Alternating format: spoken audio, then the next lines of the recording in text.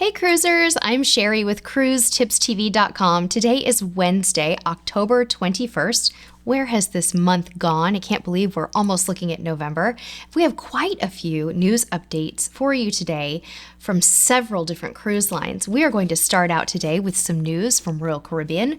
Royal Caribbean blog is reporting as of today, or last night I should say, that Royal Caribbean has filed a trademark application with the U.S. Patent and Trademark Office for something called Tracelet.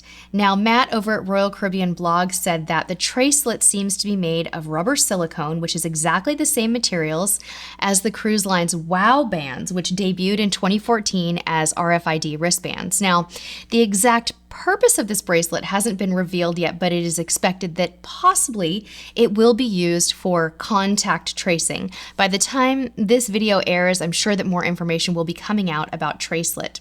Royal Caribbean has also announced that they're making some itinerary changes for their cruises in the Caribbean and Australia for basically the winter 2021 and 2022 season.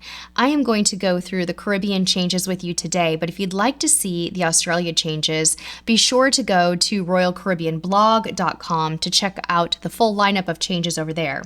But to summarize the changes for the Caribbean, Explorer of the Seas will sail 7-night Southern Caribbean cruises from San Juan, Puerto Rico. Again, this is winter 2021 and 2022. Explorer is going to be replacing the previously scheduled sailings on Freedom of the Seas. Freedom of the Seas will now offer 3- and 4-night Bahamas and Perfect Day at Coco Cay cruises from Miami, Florida. And Radiance of the Seas will offer 5- and 9-night Caribbean cruises from Miami. And Radiance is actually replacing Explorer of the Seas. So lots going on with Royal Caribbean this week. Now we have some news from Carnival Cruise Line and Carnival Corporation. We're going to start today with news directly from Carnival Cruise Line, and that is that Carnival Sensation, you may have seen in the news, came to the rescue of a small boat in distress. This was over the weekend on Saturday morning. CruiseRadio.net is reporting that the vessel was sailing in international waters 37 miles off the coast of Palm Bay, Florida. Cruise Radio says, upon seeing the boat in the water, Carnival Sensation maneuvered alongside the craft in order to provide blankets, life jackets, food, and water to the 24 people on board, which included individuals from various nationalities and 2 children. Shortly after, the boat began taking on water, and as a result, the crew aboard Carnival Sensation quickly made arrangements for the smaller ship to be evacuated and the passengers to board the cruise liner. So what did they do once they got on the cruise ship, right? Well, after being evaluated by the medical team, the 24 people were quarantined away from the existing crew on that ship. So bravo to Carnival. So glad that they were able to take good care of those people. Sounds like they were in a scary situation if their boat started to take on water. Some more news from Carnival Corporation this week as well. Another Carnival Corporation cruise line has set sail in Europe. That is right. This time it is Carnival Corporation's German-based AIDA Cruises, which took to the seas on October 17th as the line's first voyage departed from Rome on a 7-day itinerary exclusively visiting Italian ports.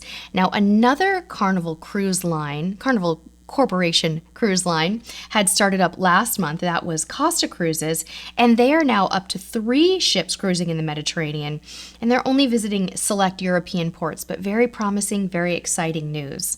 Speaking of cruise ships in Europe, MSC Cruises has announced that they will be the first cruise line in the world to install a new and advanced, innovative technology sanitation system called Safe Air. This is going to further improve the quality and cleanliness of the onboard air for its guests and crew. Now, for now, Safe Air is just going to be installed and fitted on MSC Seashore, which is their new ship that's coming July 2021. That will be the first of 2 Seaside Evo class ships. Very excited. She is currently being built in Fincantieri's Monfalcone yard, and she is the largest and most technically advanced ship ever built in Italy. Boy, that is a mouthful, isn't it? Congratulations, MSC. We hope to see more of these safe air types of technologies coming out. Royal Caribbean last week also made an announcement about some filtration systems that they're going to be adding to their ships. That is very, very exciting, and I think something that all cruisers want. Can only make cruising better and safer for all of us.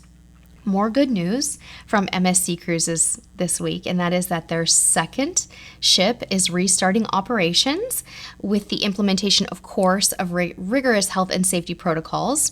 So MSC Grandiosa, you may remember, already started up in August, and now MSC Magnifica has set sail with 10-night cruise vacations in the East and West Mediterranean.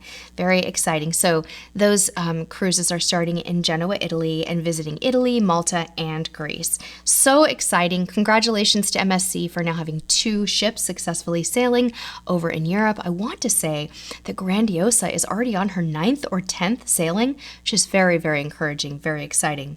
We also have some Alaska news for you this week from Holland America, and that is that Holland America is going to have 6 ships in Alaska and Glacier Bay for 2021.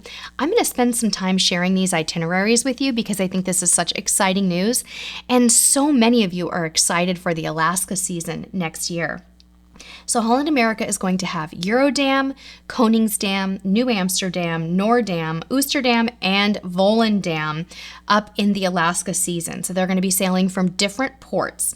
Gus Antorka, the cruise line's president, said they're seeing a very, very strong interest in Alaska for this season. So let's talk about what is new and notable for 2021. Now, the Pinnacle class Koningsdam is returning to Alaska with 7-day inside passage itineraries from Vancouver, and they'll also have land and sea journeys on Koningsdam.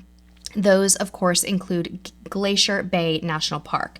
Now, new for 2021 for Holland America will be the 7-day Glacier Discovery northbound and southbound itineraries between Whittier, Alaska and Vancouver on 2 ships, New Amsterdam and Noordam. What makes these so special and what makes Holland America so incredibly wonderful for sailing this region is that they have 2 glacier experiences on these 7-night cruises.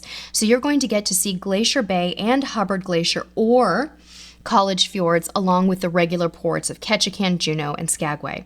They'll also be offering 7-day Alaska Inside Passage cruises from Vancouver on board Koningsdam, New Amsterdam, Noordam, and Volendam. So those are from Vancouver. And then they'll have 7-day Alaska Explorers itinerary round trip from Seattle on Eurodam and Oosterdam. And those are going to call at more traditional ports, Victoria, Ketchikan, Juneau, and Sitka. Sitka's wonderful, by the way, if you have a chance to visit. Now, Koningsdam, New Amsterdam, Noordam, and Volendam will offer land and sea journeys to the region. And those journeys can vary depending on how you customize them from 9 to 18 days. So lots of choices for your land and sea journeys. As usual, they're going to have 8 world-renowned chefs cooking up wonderful dining experiences for you. And when you cruise to Alaska, you do get very special onboard programming. You can engage with an Alaskan naturalist. When you're on a cruise with Glacier Bay, they bring on a national park ranger and Hoona native speaker. And there are all kinds of special guests like bush pilots and people from the Iditarod race. Really exciting stuff. We're definitely looking at Holland America for next year as well. Lastly, we have some very exciting news from Bahamas Paradise Cruise Line. They have announced their latest return to service date and said that they are planning to return just one ship, the Grand Classica, to service on December 18th, 2020, and that will sail from Florida to Grand Bahama Island. Thank you so much for tuning in today to this news update. We hope it was helpful. If there's any cruise news that you have heard about that we didn't cover, leave it in the comments below. We'd also love to hear from you. What is your next cruise that you have planned? Share a comment, give this video a quick like, and if you're new to our channel and you're interested in subscribing, we'd love for you to subscribe and turn on the notification bell so you can get more great content from us. Thank you so much for tuning in, and until next time, we'll see you on the high seas.